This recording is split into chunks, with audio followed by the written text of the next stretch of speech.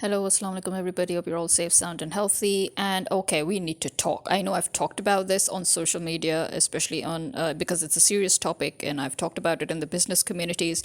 But okay, let's just do a goddamn podcast already about it, I guess. Thankful that there are other people who are doing it, who are talking about it, but this is not about them because although their topics are a bit similar to what I'm going to say today, but not exactly. Okay, so this is something that many people are complaining to me about. Many girls have complained about this fact. Actually, I heard first only my friend talk about it, and then I thought maybe it's just her employer who had this issue. And then I heard other people talk about it. And I've heard people in HR, in top positions in HR, talk about it. So, okay, let's begin. Who better than an HR, a VP in HR? Who better than a VP in HR to know what the dress code is and how to dress? Who better? And you're actually trying to tell your HR, and this is targeting females especially, okay?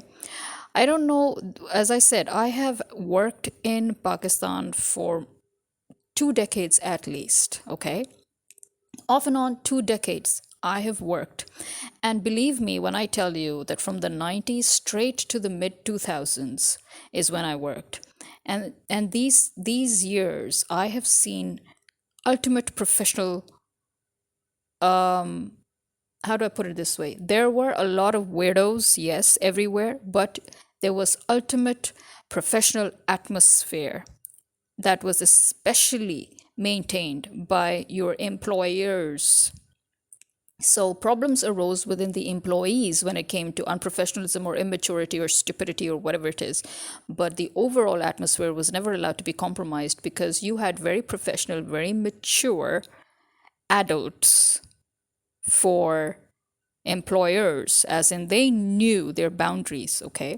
Now, recently, I know I am sort of derogatively berating maybe the K dramas or K pop industry or the Japanese dramas or whatever, but yes, they do come into play, considering the fact that K dramas and Japanese dramas have literally shown how their work environment is very unprofessional and how they treat their females especially and how they treat their males too, but how work harassment is it's all the norm in these countries, and how depression and even potential suicides have been committed because of these, and how overtime has been manipulated and exploited, and how people are being exploited basically in a very overly saturated job market, right? So I'm thinking that these newfangled businesses that are now in Pakistan, or these newfangled weird asses, who have just come up and decided to grab the top positions in businesses, and businesses that are coming from abroad, like multinational, national, and international companies, those concerned, I have noticed that they are steadily doing something that has been taboo, an absolute taboo in our work environment in Pakistan before, and that is comment on women's attire. It is absolute taboo in any Muslim country in any way to talk about a female, her, the way she dresses, the way she does her makeup or whatever. Why? Because in Islam, as you know, a woman has her own dress code, which is a modest dress code. And if she chooses to be a bit westernized and all, you can still not say anything to her as long as she is within her professional capacity. And if she chooses to be completely in a burqa, you're still not allowed to say anything to her because, as a Muslim woman, that is her right and her duty. So, either way, in Islam, this is Islam as it is, because this is black and white in Islamic law, that you are not allowed to comment on a woman's dressing, and you're not allowed to tell a woman to cover up or to uncover herself, by the way, in case you didn't know that. And one of the most basic hadiths one of the most basic hadiths that I always love to quote is when there was a lady who was working busy in her house, and she saw the Prophet, peace be upon him, pass by with a companion of his. Now, she had an urgent a really urgent matter that she had to discuss with the Prophet. And she was afraid that if she didn't catch him now, she wouldn't be able to talk to him. So she just ran out. Okay, she just ran out. She didn't bother covering herself up. In other words, she didn't bother covering her head. She didn't bother wearing a hijab or doing a parda or getting a veil. Okay, she just ran out in whatever condition she was already in, and she caught up with the Prophet. Now, this woman was actually very gorgeous according to the hadith. The woman was beautiful. She was so beautiful, mashallah, that the companion of the Prophet's jaw literally dropped open. Yes, his jaw literally dropped open. Now, the Prophet did not say anything to the woman. He didn't say, go back home, cover yourself up, and then come and talk to me. Can't you see we're men here? No, no, no, no. Instead, he turned to his companion, he grabbed his jaw, and he turned his face away. Literally. Yes, that's what the Prophet did. He said not a single word to the lady, but he grabbed his companion's jaw and he just flipped his head on the other side. You know what that means? That means close your mouth and avert your eyes, you pervert. In our language, obviously the Prophet would never call him that, but I mean that is the whole point of that gesture. When you grab somebody's open jaw and you flip his face away, that means lower your eyes and turn away. Stop embarrassing the woman already. What's wrong with you? Haven't you seen a woman in your entire life? So the Prophet proceeded to listen calmly to whatever it is that the woman had to say. In no form of that hadith, no matter what variation you pick up, will you see that he even mentioned the fact to the lady that, you know what, it would have been better if you had just covered yourself up. I wasn't going anywhere. No, he didn't say anything of the sort, because he knew that this is a very, very common, very possible occurrence, that a woman can be in any condition. She is a human being after all. She may not have had time to cover herself up completely. She just came as she was.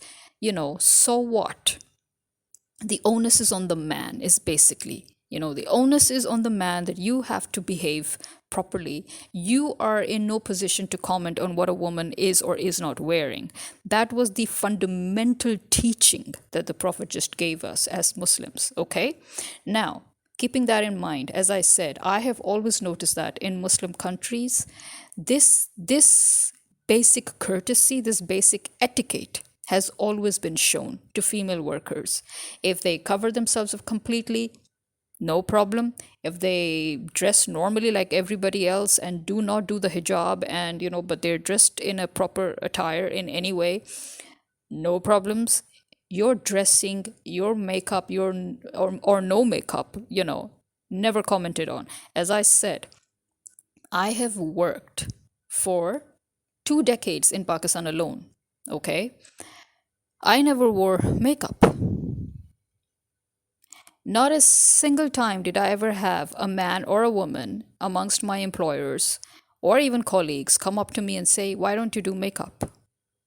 Not a single time. And everybody did their makeup. And there were some who did a full burqa. There were some who did a full hijab. There were some who did niqab. There were some who, like me, just dressed normally and modestly and very fashionably, according to your modern the modern attire. We all dressed. I wore pants, I wore shalwar kameezes, I wore jeans. Yes, I even knew how to dress jeans formally, which, by the way, can be done. I wore any and every clothing or attire as long as, to me, it was professional and it was modest, okay? I wore half sleeves, I wore full sleeves, I wore 3/4, I did it all. Okay, I wore collared shirts, and I wore V-necks and round necks, and who cares what necks you're wearing? And again, that's the whole point. With females, we have such a huge variety of attire that we can wear and still be in a professional attire. Point being, I wore anything and everything, but I wore them professionally. I didn't go wearing shorts and miniskirts and pajamas, is what I'm saying. Is there are so many options of dressing professionally, okay? I didn't wear makeup, okay? my hair was always tied up. I wore earrings. I love earrings. The earrings are the one thing. That is why I have a gigantic collection of earrings, by the way. Much as I love bangles, I never wear bangles. I love bangles. I never wear bangles. I love dainty rings. I don't wear rings. I love dainty necklaces. I even have them. I don't wear them. So why would I waste my time buying stuff that I don't wear? But what I do wear, or what I always did wear whenever I worked, was earrings. And guess what? I didn't wear studs. No, I wore proper dangling earrings, because guess what? You can even have very elegant dangling earrings that can complete your sophisticated professional look. Again, nobody commented on what any woman wore or didn't wear, because that was a boundary you just didn't cross. Okay? Now, speed up to today's time, where all of a sudden I'm having female, not just male, but female employers who are running after their employees for wearing the hijab and wearing the niqab and wearing the burqa, or not wearing. In a Muslim country, you, a female, because you like to wear sleeveless and because you feel you're very modern and you do you. But what the hell gives you the right to come to have a problem with your employee because she's too Islamic? Are you serious? Aren't you a Muslim? Are you a Muslim or not? As a Muslim, you should know, and as a woman, you should know that we are in the Islamic Republic of Pakistan. I know, albeit it's just in name only. There's nothing Islamic about this country, which is what I'm proving to you right now. There's absolutely nothing Islamic about this country, where you're having a female employer who is harassing another female employee because she is fully modestly covered as per Islamic code. And then that wasn't enough. You are harassing another female employee because she doesn't wear dark red lipstick. She dresses modernly, by the way. She doesn't do the hijab. She doesn't cover her head. She does very light, very professional makeup. She wears very dainty earrings that are studs, which is again very professional. Dainty jewelry, again very professional. She dresses fine, normally, modestly, in fact, professionally. But you have a problem with her because she's not doing more makeup and not wearing more darker hues of lipstick? Like, are you serious? Because apparently, despite the fact that you work in a university, yeah, this is a new university, by the way. That just shows. I've worked in universities that were opened basically for performing arts and music and TV and there they never, and I used to teach, by the way, in one of the most prestigious universities of Lahore, which, as I said, was opened specifically for performing arts and fine arts and architecture and media, and then it expanded like a regular university to all other disciplines. And over there, nobody ever even thought about such things, and that the owner of that university, the one who was actually in charge of that university, was also female.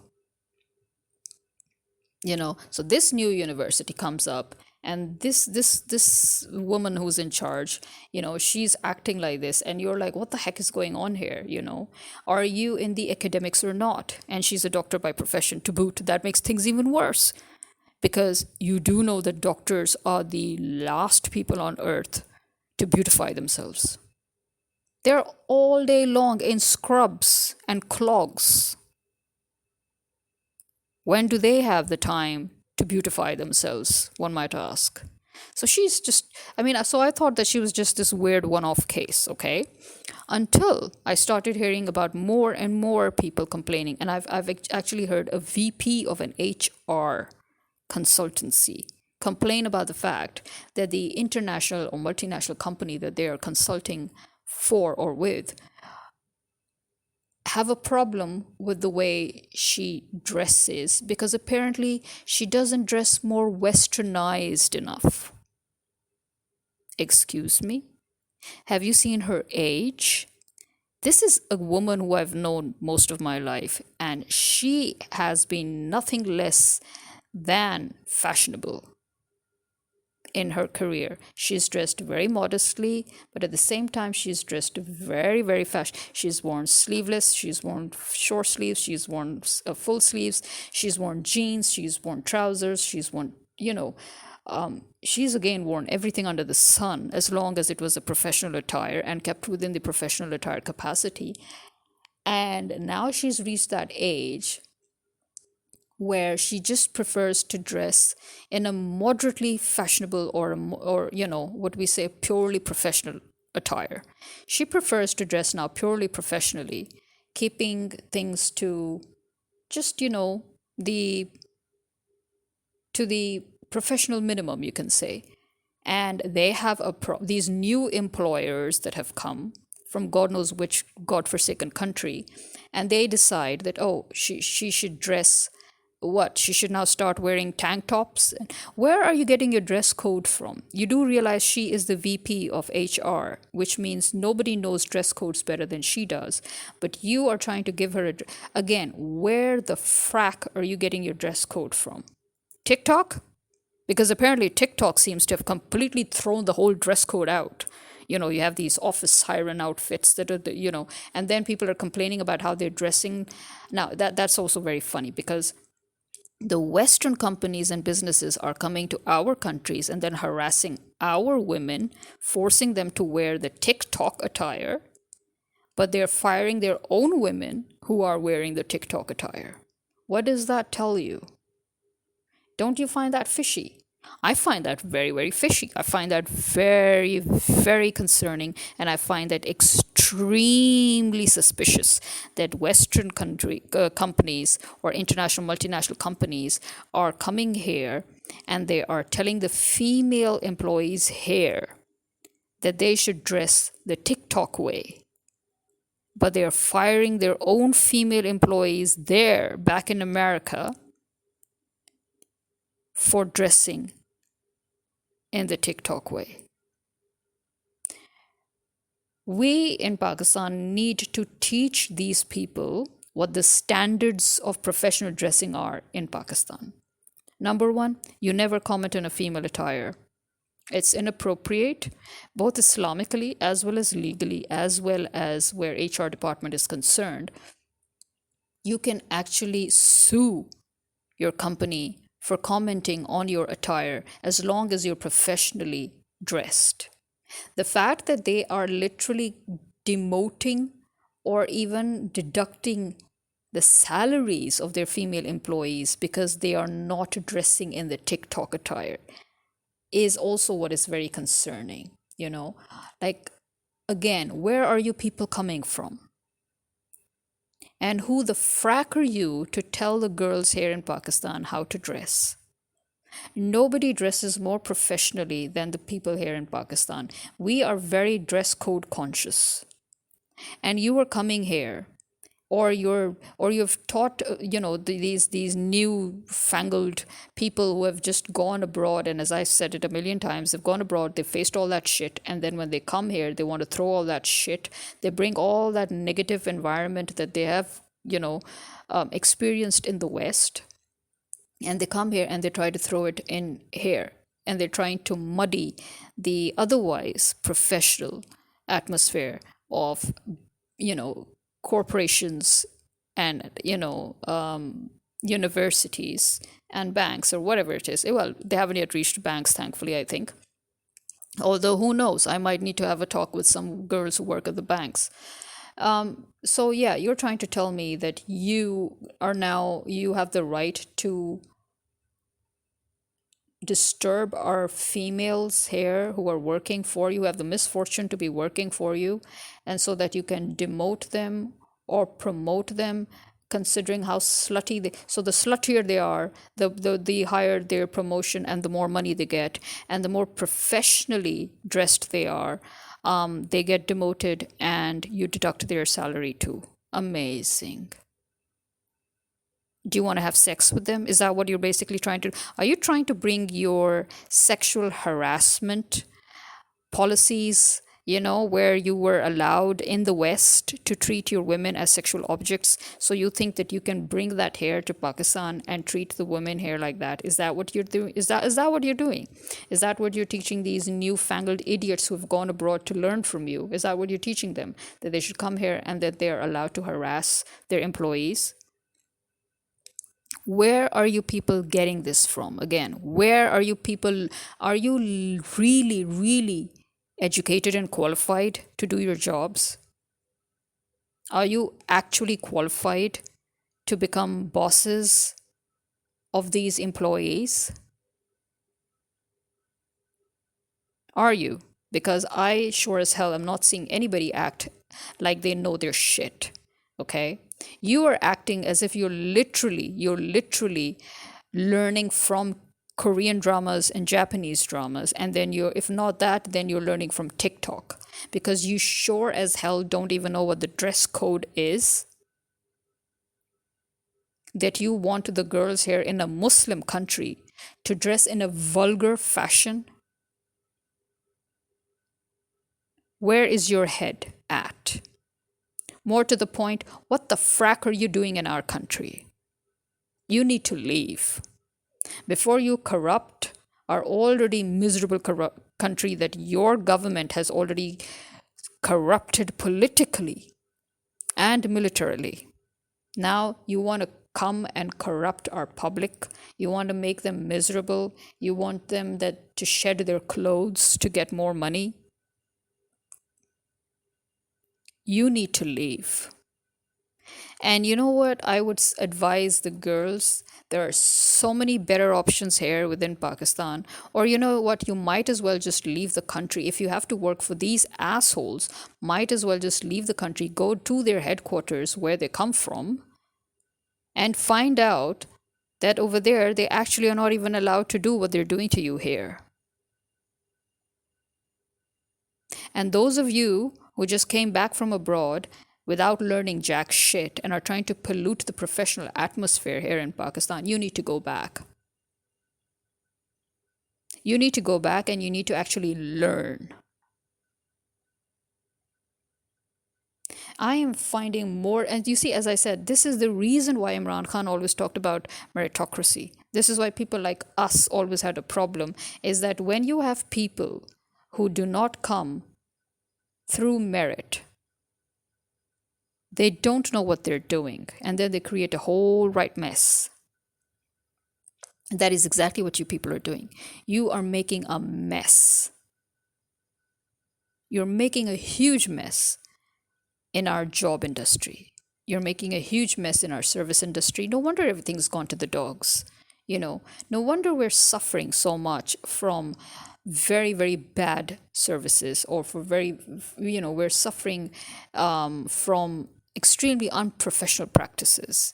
We, the consumers, are suffering. I think that's the reason. The reason now is found out. It's because you, who have come from God knows where, are polluting the atmosphere from within. And so your employees, this is how they're lashing out. Because now your employees also are not going to be professional, because apparently you don't want professional employees. No, you want prostitutes.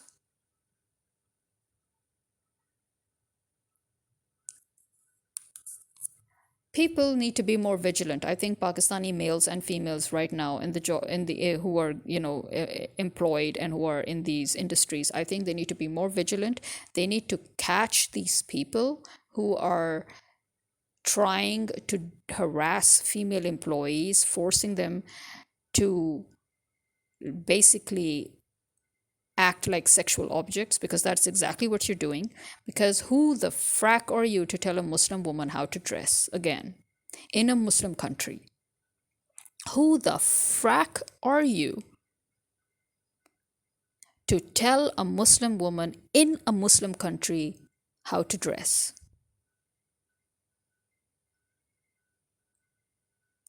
And you, my dear females and males, you need to be able to smack them.